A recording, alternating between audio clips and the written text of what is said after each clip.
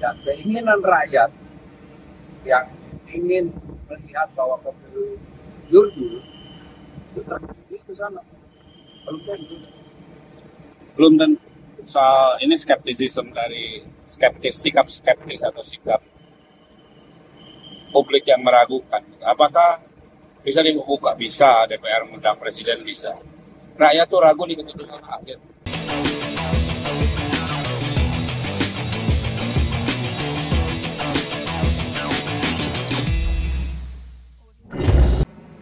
Guys, sekarang kita bicara soal after quick count. Jadi hasilnya ini gue ditemenin oleh wartawan senior, jurnalis senior. Kita mau bicara soal baca count, dimana isu soal kecurangan. Sebenarnya isu kecurangan ini kan sudah muncul sejak sebelum pencoblosan. Itu sudah santer berkaitan dengan kecurangan dan lain sebagainya.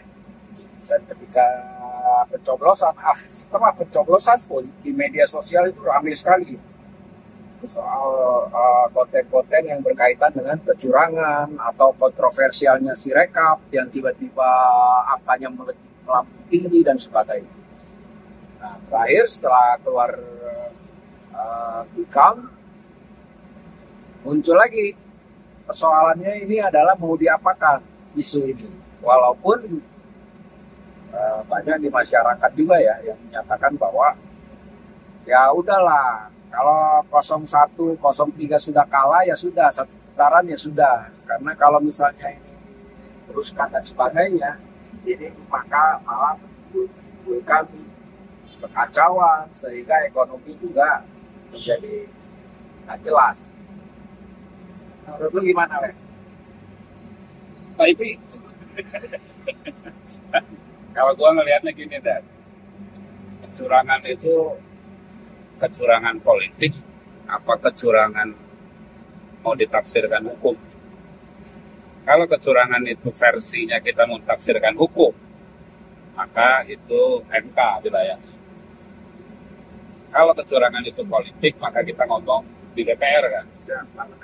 Makanya kalau hak angket segala macam itu yang muncul, maka keputusannya nanti politis. Dia tidak akan ada keputusan hukum. Bisa dong. Kalau diangket itu kan bisa juga mendorong itu ke arah hukum.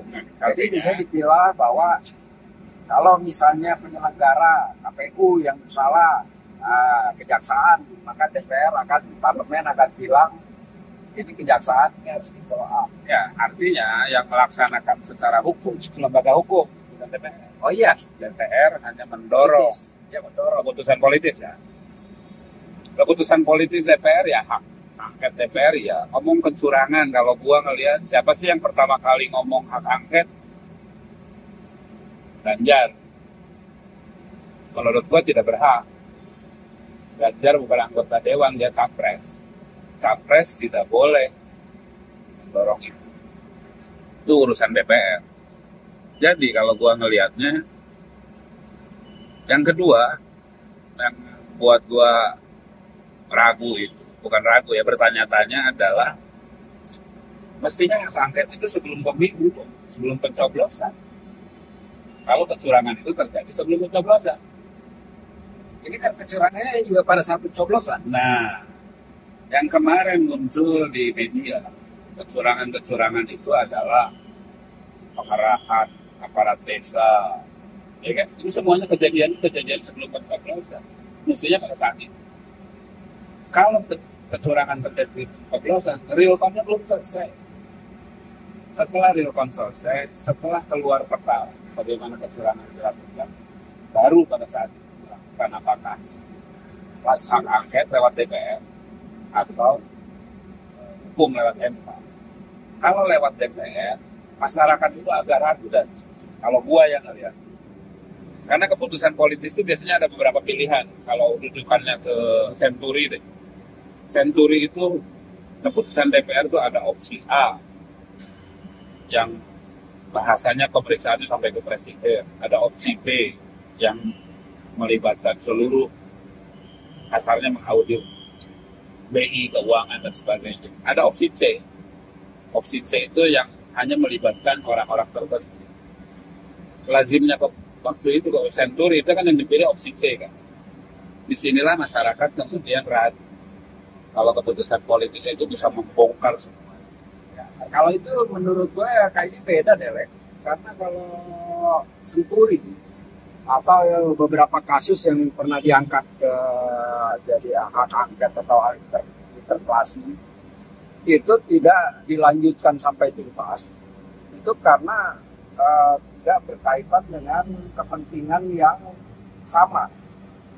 Ada tarik-tarikan dan sikap fraksi ini bisa negosiasi dan sebagainya. Tapi kali ini kan isunya ini adalah soal pilpres. Kali ini isunya adalah soal penyelenggaraan pemilu yang isunya ini benar-benar akan terbelah menjadi dua kubu. Nah, disitulah gua ragunya, benar tuh gitu. Ketika masuk keputusan politis di DPR, disitulah rakyat ragu. Bisa jadi namanya politis, ada tarik-tarikan, ada negosiasi. Sebetulnya rakyat melihatnya MK aja lah, putusan hukum. Rakyat melihatnya seperti itu. Kemudian keputusan politis, di hak angket lah ya. Di hak angket. Berapa lama sih sampai keputusan? Oh, dia bisa panjang. Bisa panjang. Apa sih artinya panjang? Artinya panjang itu adalah memperpanjang ketidakpastian sosial ekonomi. Bisnisnya. Dengan panjang itu ketidakpastian, roda ekonomi akan tersendat. Tapi itu gitu kalau keputusan politis. Tapi kan persoalannya gitu. Kalau misalnya MK kan mereka juga kan banyak kemungkinan itu udah bisa diterka dari awal. Artinya adalah karena independensi MK-nya ya, yang soal Paman Gibran itu, yang kedua peta di MK yang bisa jadi malah entah lagi kerjain lagi nih di MK. Nah, artinya jadi belum apa-apa. Kenapa misalnya Ganjar itu mengusulkannya hak angket? Karena kalau misalnya di MK itu bisa kejadian MK tidak independen lagi. Pada akhirnya sama kan. Pada akhirnya DPR tidak bisa membuat keputusan hukum. Pada akhirnya yang mengadili adalah MK. Pada akhirnya DPR kan nggak bisa mengadili. Pada akhirnya itu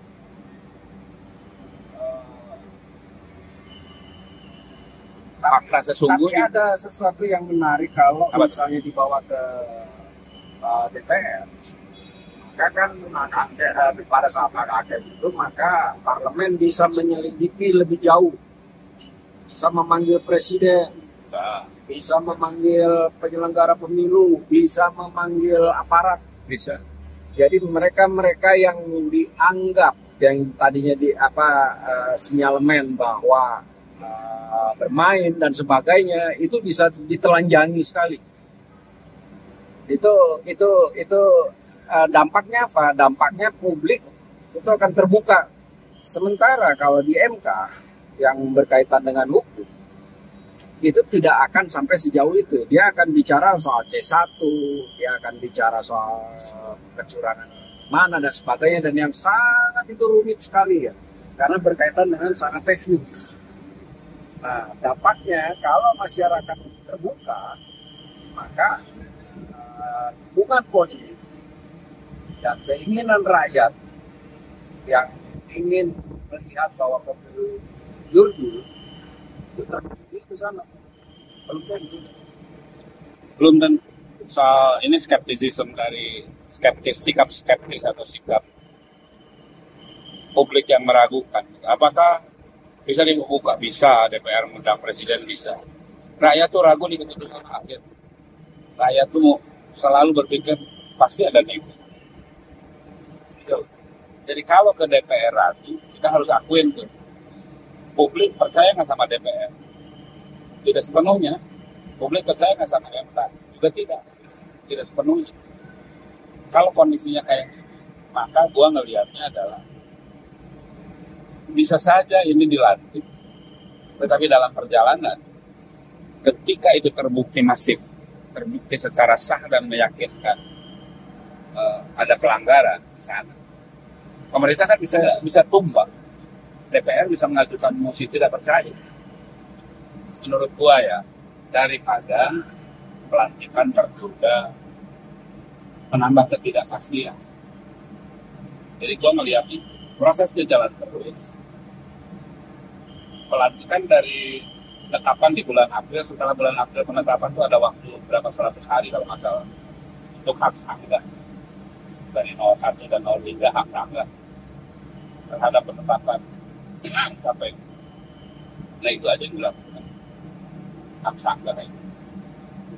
Justru gua ngelihat di sini peran media, peran pers melakukan investigasi. Prosesnya nggak mudah. Ketika pers melakukan investigasi dan punya data bukti yang sah dan meyakinkan, pemerintahan bisa tumbang. Kita masih ingat itu tahun 70-an ada kasus Watergate-nya Nixon, tumbang. Pemerintahan tumbang karena nah itu deh, kita harus undang itu tokoh pers yang hebat ini. Pak Ipi, gimana Pak Ipi? Pak Ipi, ampun. Kenapa jadi apalah kita ini kan ampun. Siap.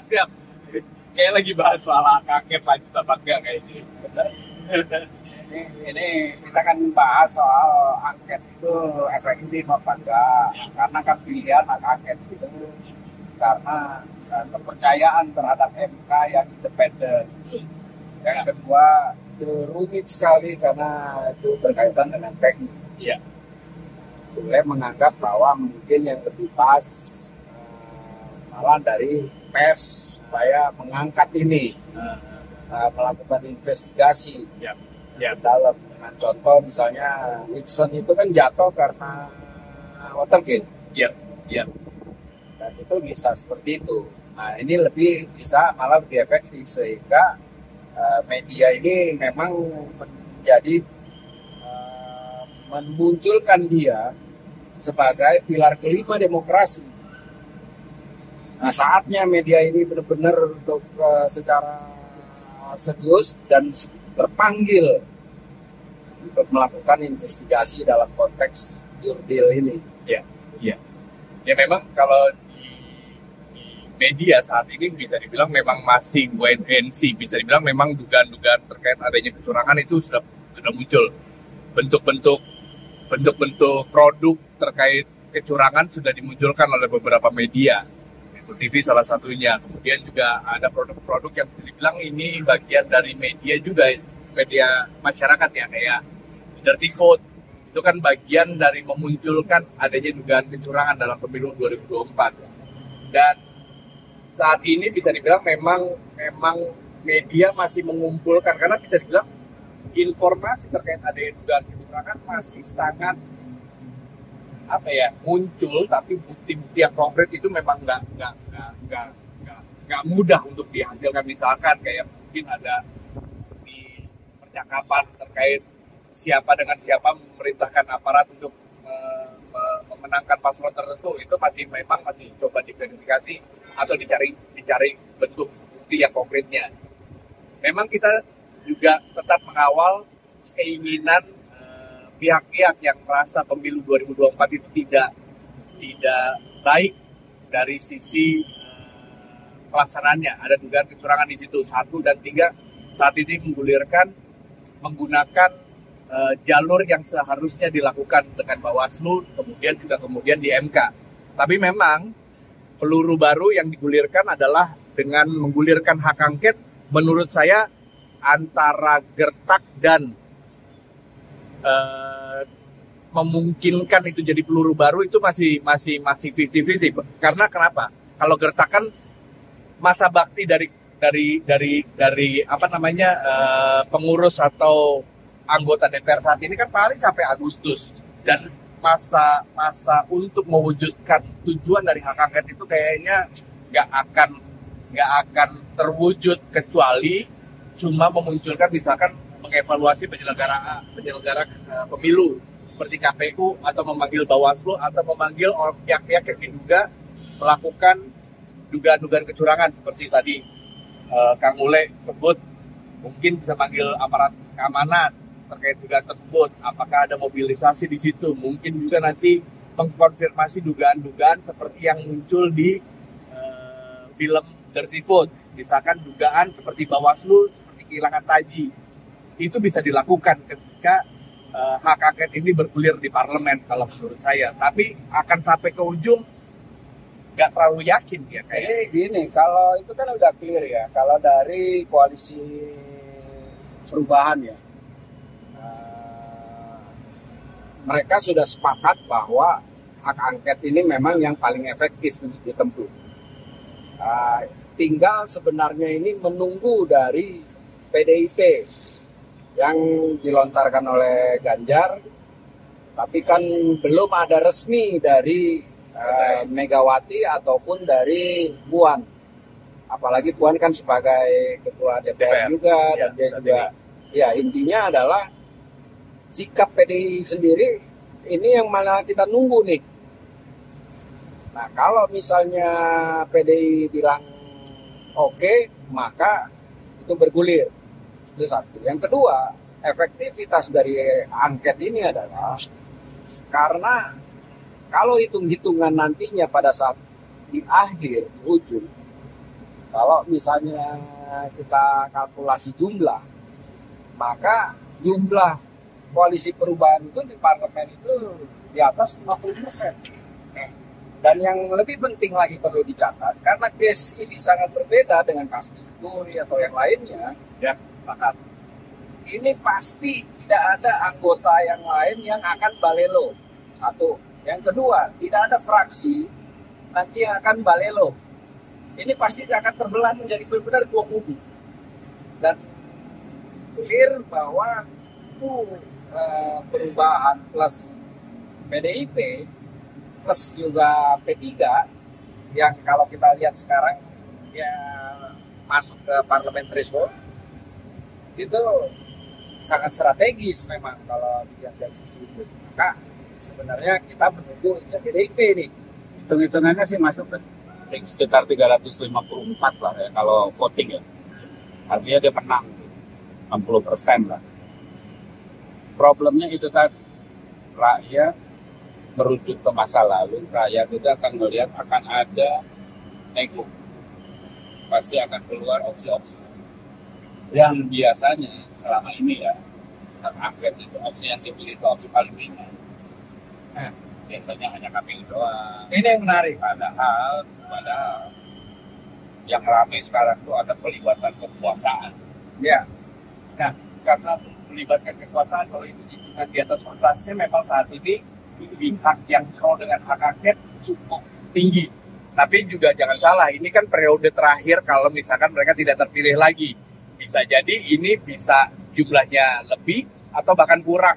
Lebih mungkin kalau ada pihak-pihak yang coba untuk misalkan tidak terpilih di periode berikut, kemudian lompat untuk kelihatan bahwa kita memperjuangkan angket dengan itu udah clear dengan perhitungan sekarang yang di real count, ya. Itu udah clear bahwa jumlah itu perubahan plus PDIP itu mayoritas. Betul. Itu di pengurusan berikutnya. Mas, tapi pengurusan sekarang kan yang menggulirkan pengurusan sekarang nih. Nggak ada masalah. Akan dia stafetkan dengan pengurusan baru kah? Ini kayak gitu. Nggak masalah.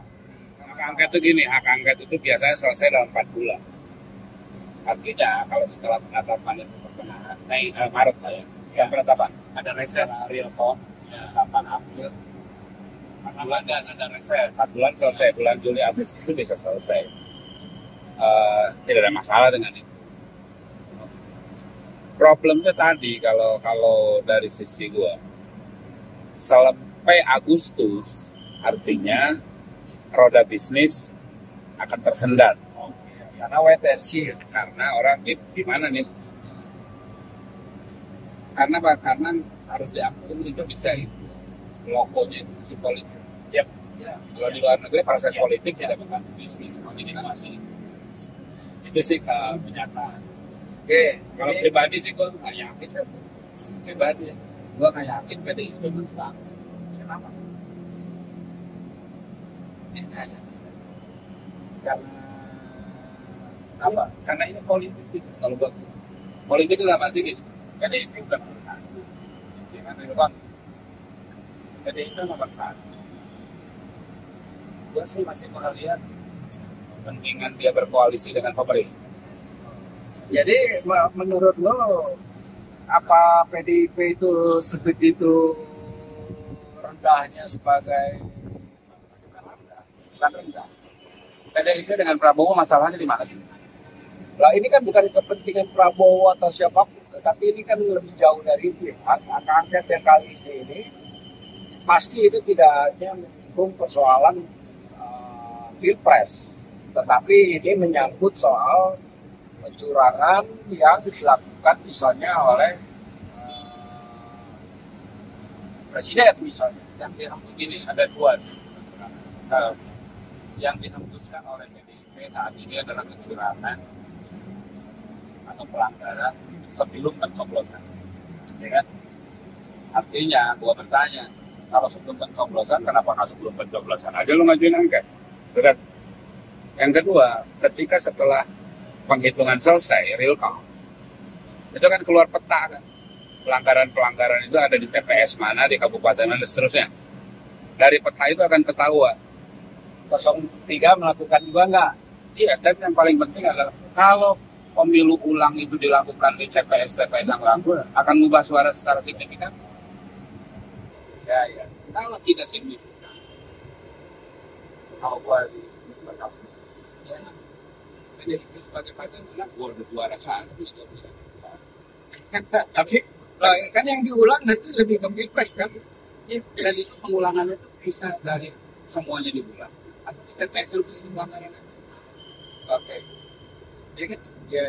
Di TPS ada yang terlihat. Kalau itu di TPS yang terjadi pelanggaran itu, suaranya berubah signifikan. Kalau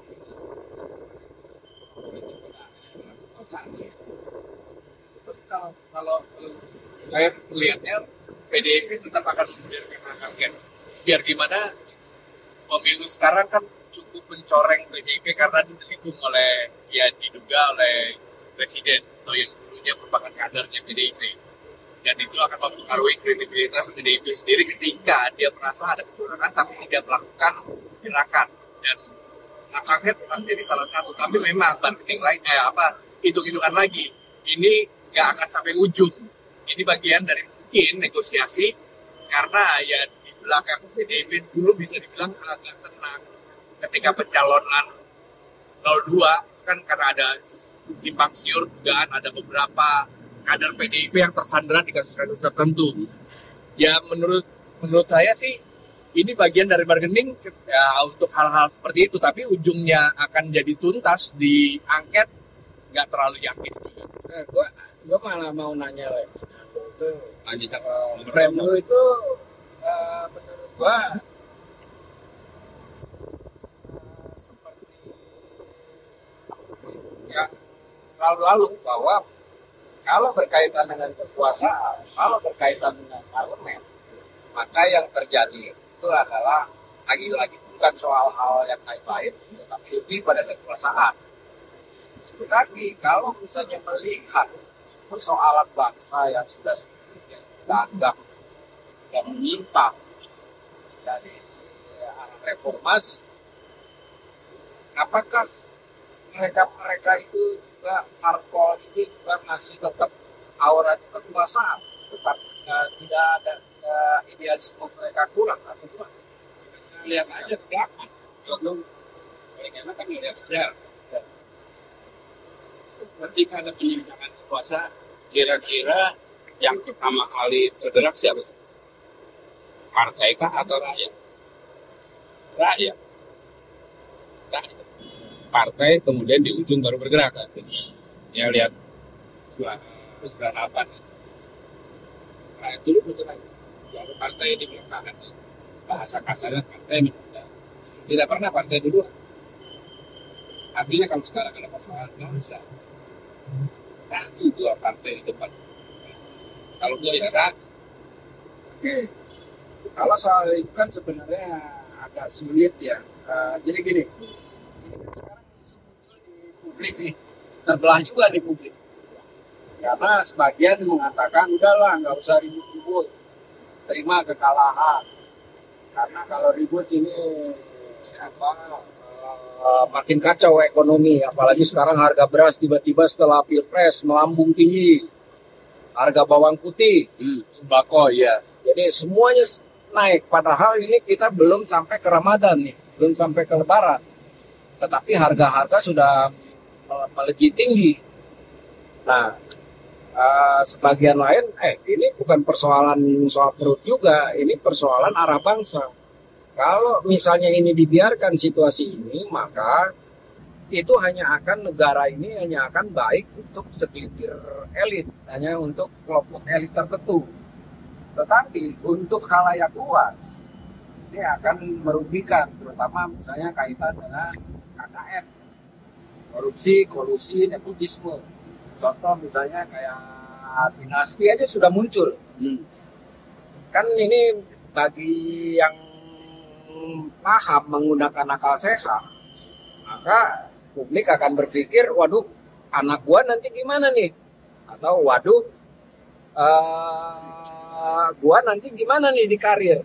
Nggak bisa, karir gua bakalan sulit kalau misalnya tidak bergabung dengan elit. Nah ini kan dua kutub yang pro kontra ya. Gimana menurut gua? ya selalu terjadi konteks gitu. Lagi-lagi persoalan kebabukan, gua melihat persoalan kebangsaan, gua melihat realitas politik. Gua ragu bahwa partai akan menjadi lokomotif pergerakan. Karena lagi-lagi gua melihat fakta bahwa partai politik selalu terjebak dalam konteks kekuasaan, ego kekuasaan. Itu gua lihat. Kalau soal hak angket segala macam bisa. Kalau gua sih nggak yakin gua PDIP. Kalau gue masih yakin, kalau gue konteksnya PDIP ya, karena belajar dari 2014, 2019, memang karakter pemerintahan Jokowi kan ketika berseberangan 2014 lah, nggak terbelah lah antara yang pro dan yang kontra dengan pemerintahan. Tapi strategi yang dilakukan ya rezim Jokowi bisa dibilang mampu untuk bernegosiasi dengan orang-orang yang berseberangan. Kasus misalkan 2014 PKB yang dulunya ada di kubu Prabowo akhirnya berpindah ke kubunya Jokowi, dan itu membuat konstelasi di parlemen pun akhirnya lebih memenangkan rezim atau kubunya dari Jokowi itu sendiri. 2019 kekecewaan yang sama juga terjadi sama Prabowo yang ketika itu menggugat ada dugaan kecurangan, tapi kemudian strategi pendekatan yang dilakukan oleh Jokowi dengan merangkul Prabowo menjadi Menhan itu akhirnya membuat suasana yang tadinya panas pun akhirnya mereda. Apakah itu akan dilanjut di 2024? Kalau gue sih yakin itu juga akan dilakukan. Mungkin mendekati partai-partai yang berseberangan. Ngapain nego sama Jokowi? Jokowi bentar lagi habis. Ya bisa dibilang itu karakter atau gaya, bisa dibilang biar gimana pemerintah saat itu ada. Gue tanya ke ya, sebagai eksekutif produser Metro ya. Gue tanya, isu sentralnya itu soal pelanggaran di Jokowi apa di Prabowo? Di Jokowi. Di Jokowi. Kayak. Kalau gue berpikir gini, Prabowo ngerangkul Mega aja, PDIP. Bu, ayo kita gabung. Kalau gue jadi Prabowo ya, kita gabung Bu. Kita habisin deh Jokowi. Mau nggak Mega?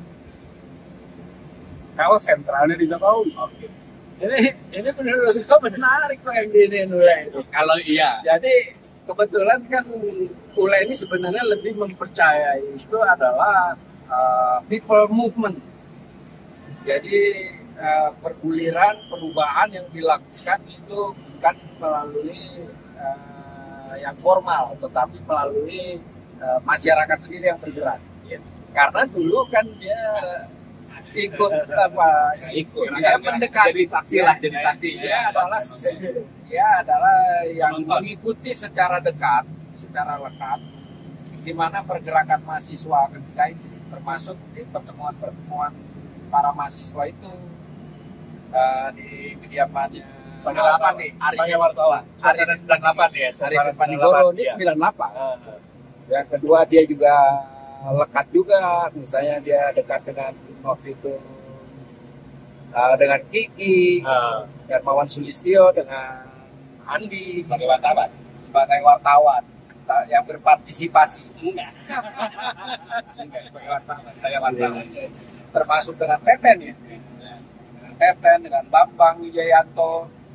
Mungkin frame itulah yang membentuk Belu untuk melihat bahwa memang perubahan bisa dilakukan dan diakan serius itu kalau misalnya masyarakat yang bergerak, mahasiswa yang bergerak. Kalau tidak mau masyarakat bergerak, kalau menurut gua kondisi saya gitu. Sumber masalah di mana sih? Ya dan obrolan tadi terjadi Jokowi misalnya, Jokowi dan keluarga. Ya udah Prabowo nego aja sama Mega. Nego sama Surya Paloh. Ayo kita habisin Jokowi dengan keluarga. Upah pelanggaran-pelanggaran. Koalisi Menteri daerah. Ada putusan pidana yang habis karena Jokowi dan berarti nggak ada wapres kan? Ya Prabowo tinggal bikin wapres lagi seperti bulan DPR kan saya Sesederhana itu ya. Menurut peraturan undang-undangnya ada. Daripada berlarut-larut menyelesaikan konteks politik ini. Pemilu ulang tuh berapa triliun juga kan? Apalagi kalau misalnya malah yang bergulir parlemen jalanan. Aduh, lebih ribet lagi. Berapa tahun? Nanti 98 gimana lagi? Iya. Berapa tahun? Ya, tahun bahkan untuk sampai puncak di 98 ya. Ini suasananya udah lebih dari Politik itu pada akhirnya adalah kekuasaan. Seninya politik itu adalah negosiasi. Seninya politik kan sih. Saya yakin lah, intinya gue nggak yakin lah PDIP hak angket. ya kalau pakai pendekatan itu masuk akal. Kalau pendekatan itu kan kayak kemarahan terbesar saat ini menggulirkan hak angket adalah ketidaksukaan dengan Presiden Jokowi. Marahan seorang Megawati itu kayaknya luar biasa, beda ketika 2004 dia agak marah dengan Pak SBY. Ini mungkin kemarahannya lebih dari itu kalau menurut saya. Tapi Benar. ya itu yang masuk akal kalau tiba-tiba dari Prabowo mendekati orang-orang yang saat ini berupaya untuk menggagalkan pencalonan dia sudah jadi presiden lah. Ya dengan cara itu bisa masuk akal sih. Kalau isunya Mega menurut gua ya, isunya Mega dengan Prabowo apa sih? Nasionalisme. Ya, Tidak ada masalah. Ya. Sama-sama nasionalisme, sama-sama merah putih. ya. Secara strategi tidak ada masalah. Dan sejarah kedekatannya pun Secara ada. Ya. elit tidak ada masalah. Problemnya di mana sih? Problemnya di Jokowi. Artinya kalau Prabowo datang, kalau gua jadi Prabowo, saya izin bahwa Andre masa mau kita sih selesai. Kalau gua ya. Oke guys, jadi kita tunggu aja nih perkembangan selanjutnya. Tetapi tadi yang diungkapkan dan diilustrasikan oleh KIP. Kang Sula ini lebih senior dari saya. maupun dari ini menarik. Kita tunggu aja nanti gimana sikap PDIP. Kalau PDIP mengambil untuk melakukan hak angket, maka akan terjadi nih hak angket bergulir Atau ribut. atau nego. Oke guys, saya bangga, saya resah, saya Indonesia. Kalian?